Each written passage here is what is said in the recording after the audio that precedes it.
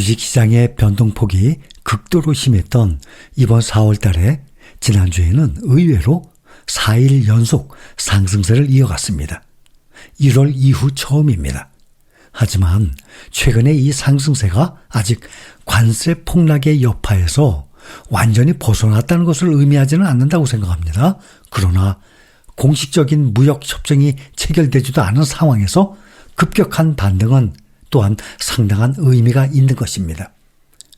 파월 의장과 관세에 대한 행정부의 발언이 투자자들의 신뢰를 회복하는 데 도움이 되면서 10년 만기 이 국채 수익률이 4.3% 아래로 떨어졌고, 또 달러가 이 핵심적인 심리, 이 수준인 100에 가까워졌습니다. 이번 주에는 금요일에 고용 보고서를 비롯한 이 경제 지표들과 기업 발표가 많은 아주 바쁜 주가 될 것으로 예상됩니다. 이번 주에는 S&P 500 기업들 중에서 180곳 이상이 실적을 발표합니다. 거의 200개 가까운 기업들, S&P 500의 약 36%에 해당하는 기업의 숫자예요. 또 매그니피센트 7 종목들입니다. 특히 메타, 마이크로소프트, 아마존, 애플, 퀄컴, 마스터카드, 향후 며칠 안에 실적을 발표할 예정입니다.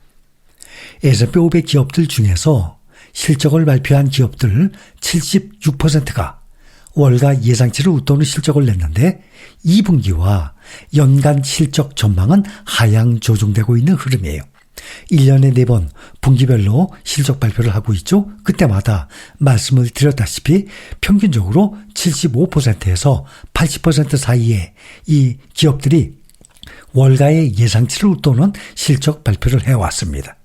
이렇게 매출과 이익이 꾸준히 늘어나니까 주가는 당연히 우상향하게 되는 것입니다.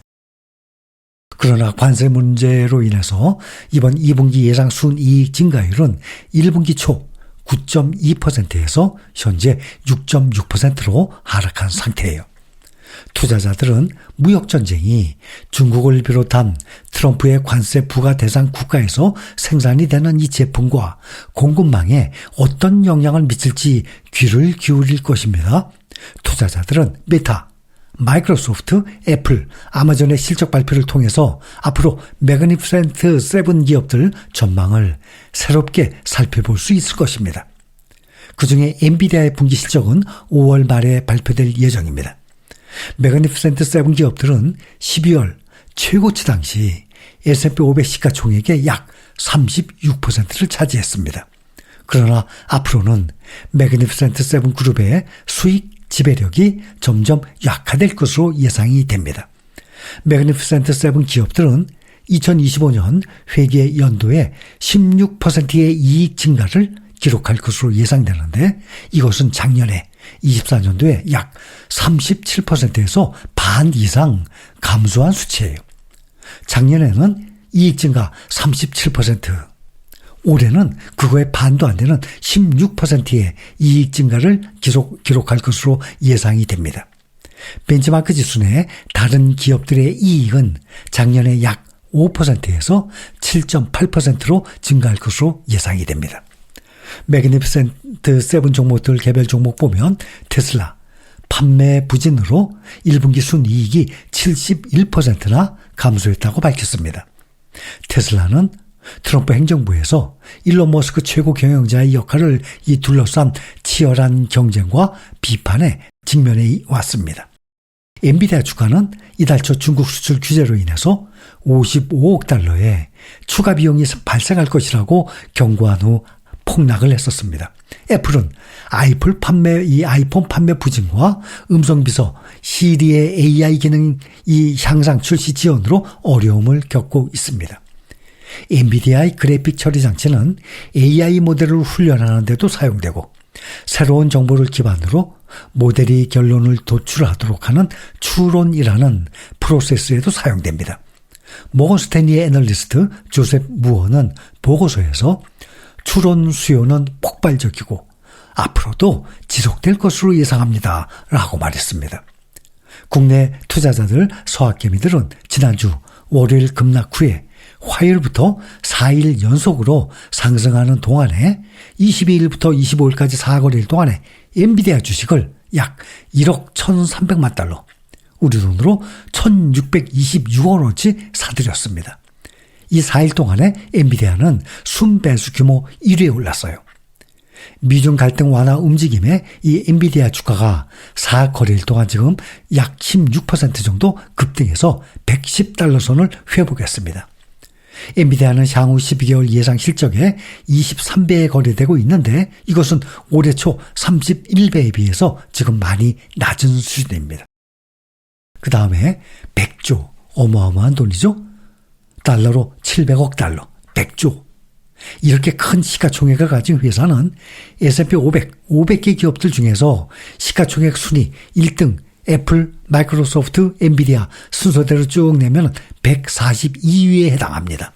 시가총액 약 100조. 시총 1위 애플만 지금 시가총액이 다시 3조 달러를 넘었습니다.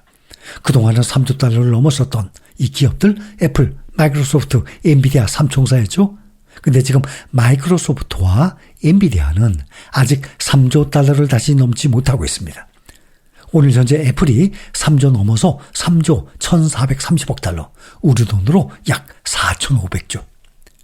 우리나라 1등이죠. 삼성전자가 330조니까 삼성전자의 약 14배. 삼성전자와 같은 이 어마어마한 기업을 14개를 가지고 있는 거예요. 애플이 그 정도 규모예요. 이 100조 700억 달러, 이 엄청난 금액, 바로 구글의 모회사 알파벳이 자사주 매입에 사용할 금액입니다. 얼마 전에 발표했죠? 자사주 매입 700억 달러 하겠다고 100조를.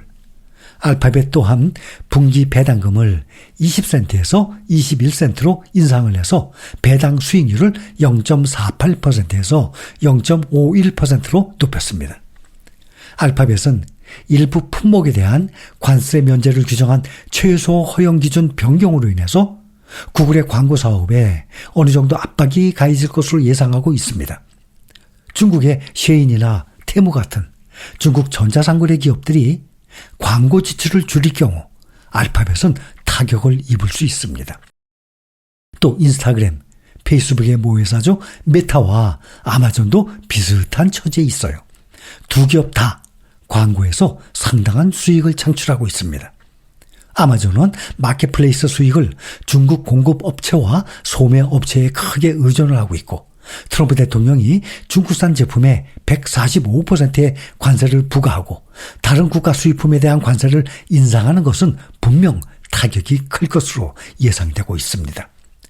테슬라의 일론 머스크가 대통령과의 긴밀한 관계에도 불구하고 자유무역과 관세 인하를 옹호한다라는 점을 분명히 했었습니다.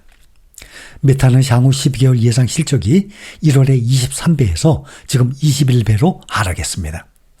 페이스북 모회사 메타, 이 불확실한 경제 환경 속에서 투자자들이 위험을 회피하기 시작했고 반독점 소송으로 회사가 해체될 수도 있다는 점도 또 타격을 입었습니다. 그러나 이 소셜미디어 대기업 메타는 광고 판매 덕분에 수혜를 입었는데, 광고 판매는 2024년 1,650억 달러 매출 중에 가장 큰 비중을 차지했습니다. 매그니피센트 세븐의 올해 주가는 지금 메타가 6.5% 하락, 가장 적게 떨어졌어요. 그리고 테슬라가 금요일 날 9.8%나 폭등을 했죠. 그런데도 불구하고 아직도 마이너스 29%로 가장 많이 하락을 한 상태입니다.